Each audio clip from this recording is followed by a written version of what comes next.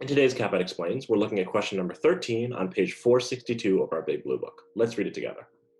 The graph of the function f in the xy plane above is a parabola. Which of the following defines f?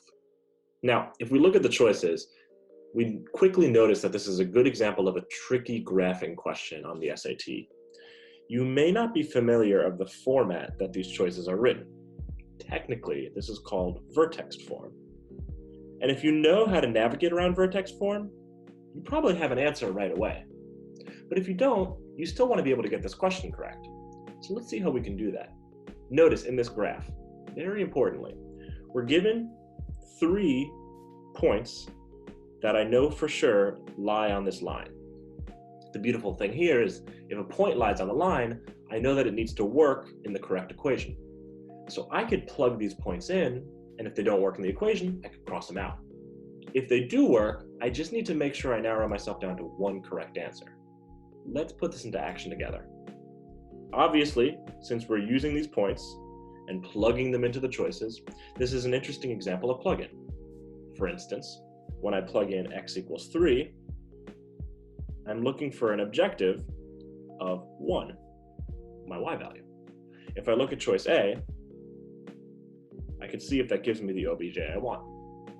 4 times 3 minus 3 squared plus 1. This works out pretty nicely. 4 times 0 plus 1 equals 1. If I look at choice B, 4 times 3 plus 3 squared plus 1. 4 times 6 squared plus 1. There's no way that's giving me the objective I want. When I actually do the math, I end up getting a gigantic number. I think it ends up being 145. If I'm wrong there, whatever. It's not what I want. B is out. For choice C, 3 minus 3 squared plus 1. That's 0 plus 1. That is obviously 1. And for choice D, 3 times 3 plus 3 squared plus 1. This is going to be the same deal as choice B. 3 times 6 squared plus 1. Once again, I'm doing this math in my head, but it doesn't really matter. I believe this is 109? Once again, I could be wrong, but I know that it's not my objective. Believe it or not, this turned out to be pretty successful. Usually I'm annoyed when more than one answer choice works with plugin, but here I'm not too upset. I plugged in an easy number, looking for an easy objective, and 2 choices got eliminated. To figure out which one is correct between A or C, I definitely don't want to flip a coin. I could very easily just plug in one of these 2 points I have left. Let's go with 4, 5. Not for any particular reason, but I know that if I plug in x equals 4, I should spit out an objective of 5.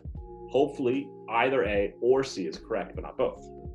To demonstrate, let's move a little bit below. Math here shouldn't be too bad.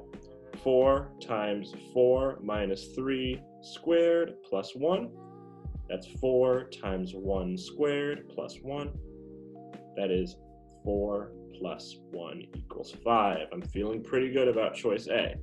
For choice C, 4 minus 3 squared plus 1. That's 1 squared plus 1. That gives me 2, which is very clearly not the objective I want. So just like that, I eliminated myself down to one correct answer, choice A, and this is a beautiful example of how plugging can be super helpful.